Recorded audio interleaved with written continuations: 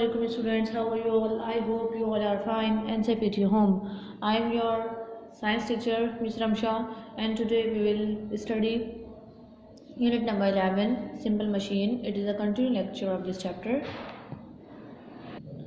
If you remember, student, in the last video we will taught you some simple machine, inclined plane and gears, but today we are learn screw and wedge.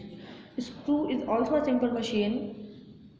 A screw is an inclined plane is wrapped around a shaft. Screw जो है एक type का incline plane होता है और ये shaft के around क्या होता है, राउंड होता है. ये जो पार्ट है इसका ये शाफ्ट कहलाता है. उस पर ये थ्रेड लाइक स्ट्रक्चर राउंड हुए होते हैं. ये इसका स्पायरल पार्ट है. The spiral part of the screw is called thread. जो स्पायरल पार्ट है स्क्रू का ये क्या कहलाता है स्टूडेंट, थ्रेड कहलाता है. The thread of the screw may be viewed as an incline plane wrapped around the shaft of the screw. यानी कि जो थ्रेड है ये शाफ्ट का अराउंड क्या होता है, रैप्ड हुआ होता है. The distance between thread is known as pitch. ये जो डिस्टेंस है थ्रेड का ये क्या कहलाता है स्टूडेंट्स, पिच. अब साउंड का इसमें पिच अलग है, मगर इसकी वाली जो हम यानी कि थ्रेड का जो डिस्टेंस है स्क्रू के अंदर वो कहलाता है pitch. Screw are use to fasten और टाइटन थिंग्स टुगेदर. चीज़ों को फास्ट करने के लिए और टाइट करने के लिए जो है वो हम जो है वो स्क्रू जो है इस्तेमाल करते हैं अपने डेली लाइफ में. Some example include wood and metal screw. Wood screw भी होते हैं आपके पास, मेटल स्क्रू भी होते हैं. A jar and its lid, bottles and their tops. यानी कि किसी में जार में होल करना हो आपको, या बॉटल्स वगैरह उनके टॉप में होल करना हो, या ड्रिल मशीन जिससे आप देखते हैं उसमें भी जो लगा होता है वॉल्स के अंदर हम ड्रिल करते हैं, वो भी आपके एक टाइप का क्या है, स्क्रू है. As a screw is turn, जब स्क्रू को टर्न करते हैं the thread enters deeper into an object. जब आप स्क्रू को टर्न करते हैं तो जिस भी उसमें आप उसको डाल रहे हैं स्क्रू को, तो ऑब्जेक्ट जो क्या होता है वो थ्रेड डीपर हो जाता है. मतलब उस ऑब्जेक्ट के अंदर जो है वो चला जाता है आराम से और अंदर जाता रहता है, डीपर होता रहता है. Each complete turn off the screw driver produce a movement of only one thread of the screw tip into the objects. ये कह रहे हैं कि जो कंप्लीट टर्न है एक स्क्रू ड्राइवर का वो क्या करता है, मूवमेंट को प्रोड्यूस करता है थ्रेड के अंदर, और जो स्क्रू है वो आपके पास ऑब्जेक्ट के अंदर जो है वो टिप पे से अंदर जाता चले जाता है. The slope of the screw is the distance for one complete rotation around the screw, while the height of the inclined plane is the distance between thread or pitch. ये कह रहे हैं कि आपके पास जो स्लोप है स्क्रू का वो क्या है, आपके पास डिस्टेंस जो है वन कंप्लीट, जब एक स्क्रू एक रोटेशन कंप्लीट, यानी कि हम स्क्रू ड्राइवर की मदद से उसको जब घुमाते हैं टर्न करते हैं तो उसकी एक रोटेशन, ठीक है, अराउंड द स्क्रू, वाइल उसकी हाइट ऑफ इंक्लाइन प्लेन, उसके अलावा डिस्टेंस बिटवीन द थ्रेड और पिच. ये आपके पास क्या कहलाती है, स्लोप कहलाता है किसका, स्क्रू का.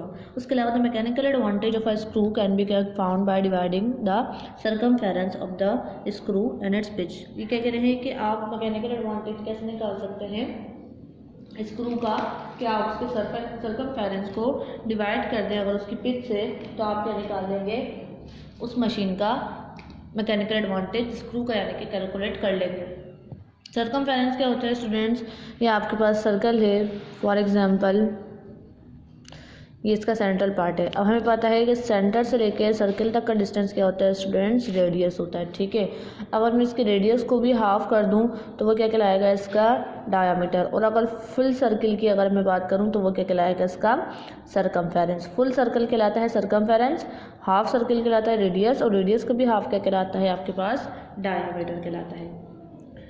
सो स्टूडेंट्स, अब देखें अगर मैकेनिकल एडवांटेज जैसे दिया हुआ है आपको, the mechanical advantage of a screw can be found by dividing the circumference of the screw and its pitch. For example, if you working with screw whose head have a circumference 2.54 centimetre. आपके पास जो है वो screw का circumference दिया हुआ है 2.54 centimetre and pitch दी हुई है 0.33 centimetre. The mechanical advantage of this screw is, कैसे निकालेंगे, 2.54 को डिवाइड करने के 0.33 से, तो आपके पास जो है आंसर आएगा 7.69 या फिर 8. तो ये आपके पास मैकेनिकल एडवांटेज निकल गया किसका, स्क्रू का.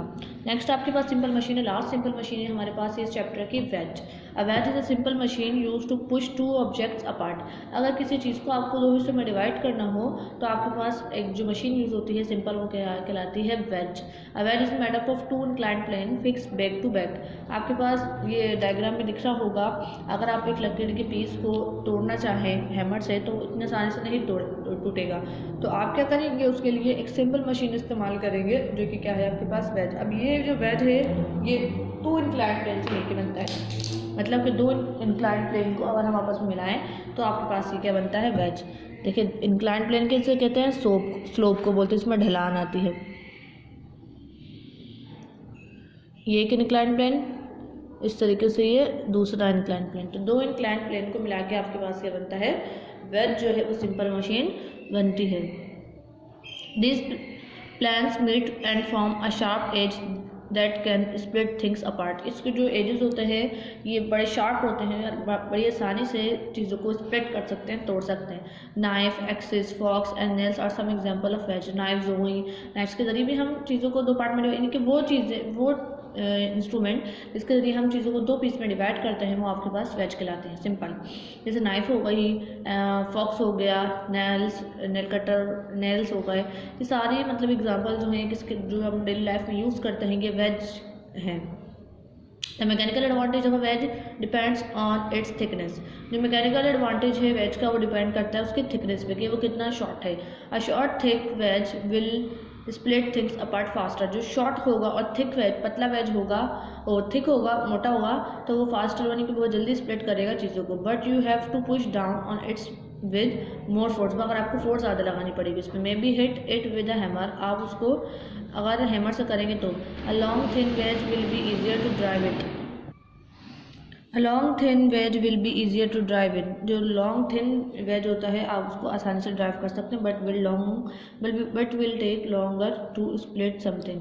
मगर इसको टाइम जो है वो ज़्यादा लगेगा स्प्लिट करने में। To calculate the mechanical advantage of wedge, first find the length of the slope surface of the wedge using a tape major.